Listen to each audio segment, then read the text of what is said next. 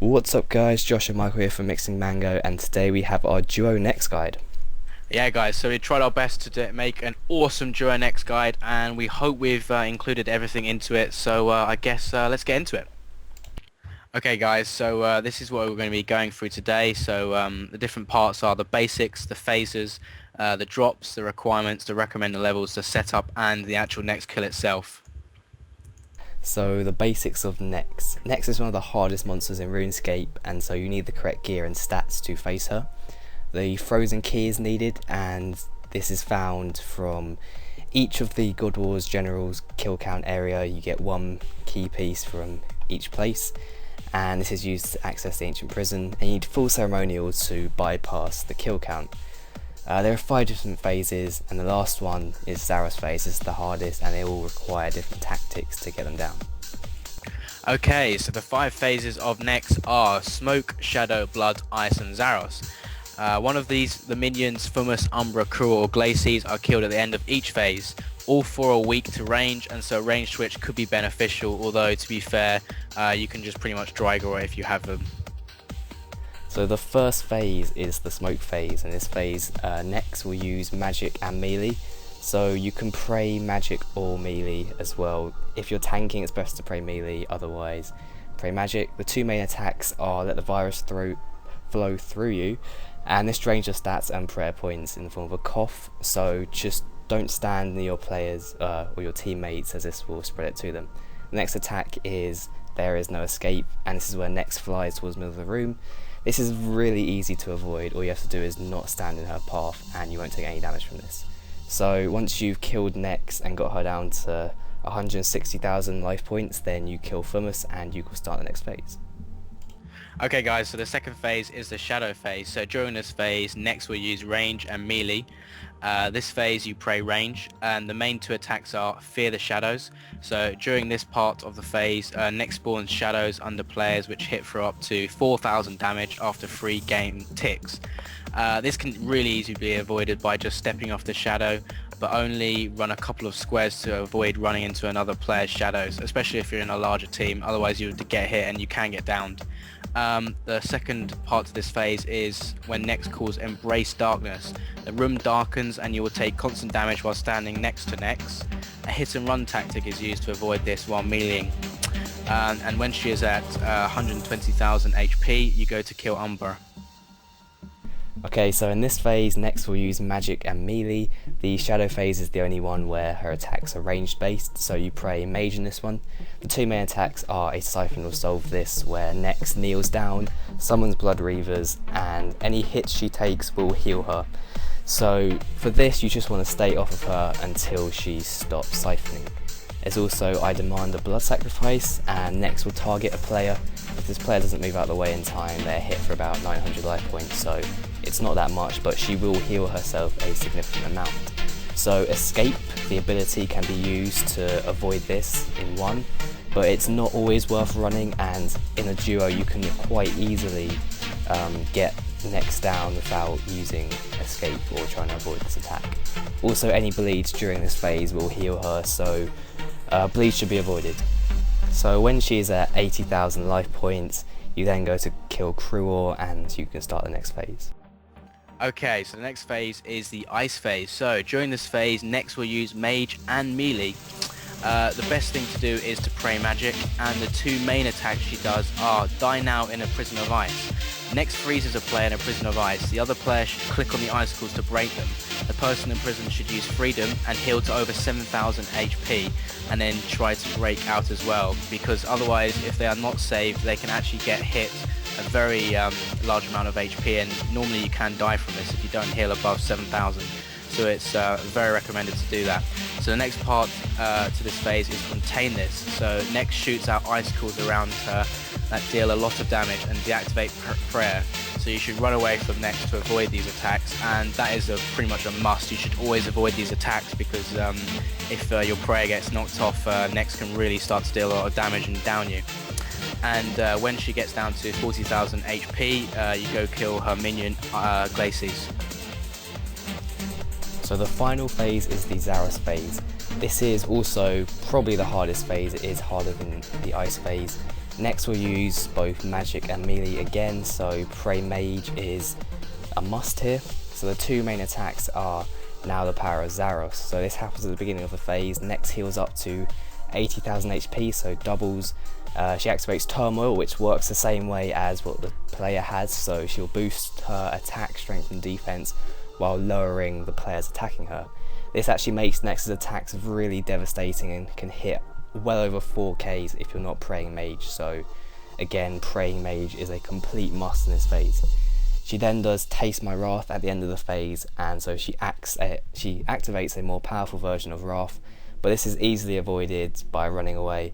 But this version of Wrath has a bigger radius, so you just have to run away a bit further than normal. So Nex mainly cycles between Soul Split and Deflect Melee, but at some point she does Pray Range for a minute, so during this time if you are using Drygorge you can get a lot of damage done, and she will not Soul Split during this time. So the Nex's attacks in this phase are just normal magic or melee attacks. It's just these two, or mostly the Turmoil one, does make her a lot harder.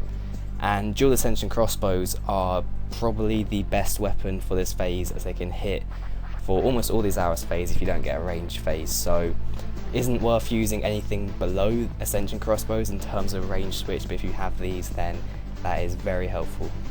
Okay guys, this next slide is drops. So Nex drops some of the most valuable loot in the game.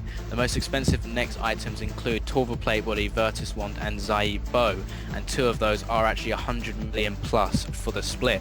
So Nex also drops various smaller loots like Onyx Bolts and Green D-Hide, which stack up over time. But in general it just drops, as the main drops are the Torva items, the Ponix items and the Virtus items. So the requirements for Nex are as follows. You need access to all the God Wars bosses, so this includes 70 agility, 70 strength, 70 constitution and 70 range, and you also need the frozen key piece, which each of the 4 pieces are obtained from each of the God Wars areas, so you have to have all these requirements to be able to go to Nex. Okay guys, so this slide is the recommended levels for a duo. So the recommended levels are 99 attack, 99 strength or 99 defense. You will probably most likely need Turmoil, which is 95 prayer, and Overload's 96 prayer. And you can get away with a War Taunt at 67 summoning, but a Pack Yak is advised. Okay, so now onto the setups. This is the melee attacking setup. So what you're going to need is full Torva, full Tetsu or full Bandos. Either of these are fine, but Torva or Tetsu are the best, as you can quite easily get 2 kills with these. Bandos, you're limiting yourself to only 1 kill a trip in a duo, but you can get away with using Bandos if that's the gear you have. You also need dual Drygors, this is the only thing you can use for melee. Also a dual Ascension crossbow switch is very useful for Zaros phase, but granted not many people have that, so it's not essential. The aura to use is Penance. Scrimshaw, you have to use the Scrimshaw Vampirism, this is essential for the kill and helps a lot. Amulet is Saudamon's Whisper. Rings, there's a lot of choices, there's Warrior Ring Eye, Onyx Ring Eye, Warrior Ring or the 6th Age Circuit. And for the capes you need the Comp Cape, Tokar Cowl, Max Cape or a Skill Cape.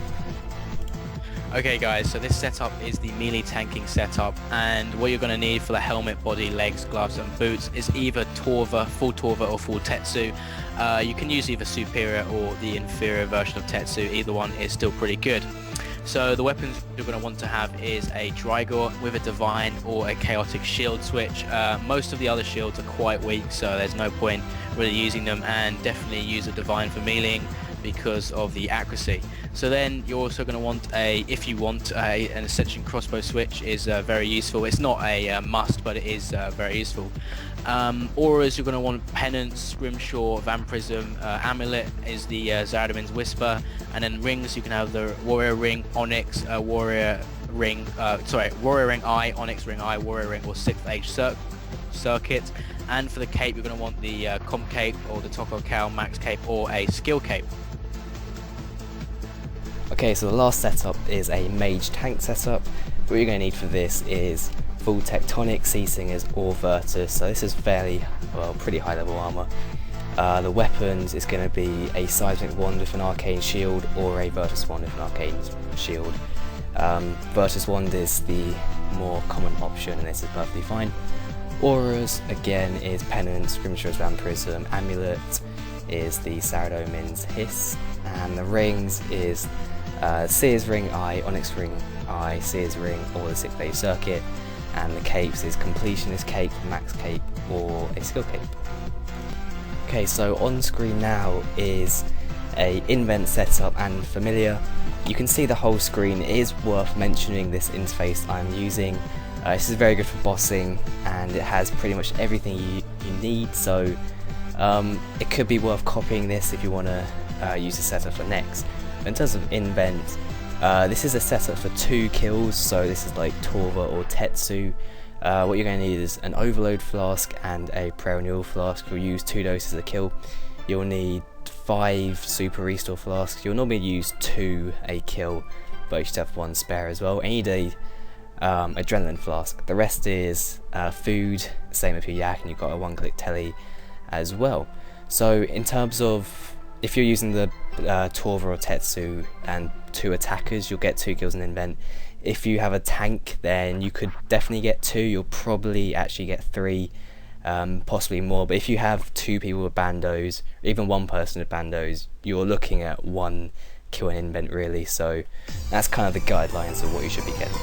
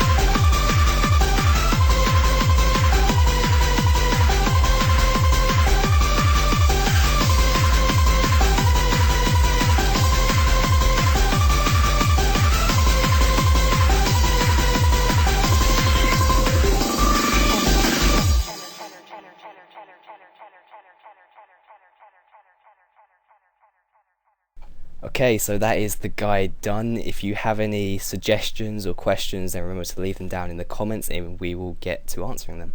Yeah, we always answer all of the comments, so feel free to leave them. And if you have enjoyed this guide, subscribe, because we have other guides on our channel like Bandos and Zaradomin, and a QED guide as well, so check those out because it really helps us to make more guides in the futures of different bosses, which really awesome. And we've also got just other videos that you can check out as well if you subscribe. Yeah. So thanks for watching, and see you later. Yeah, bye guys.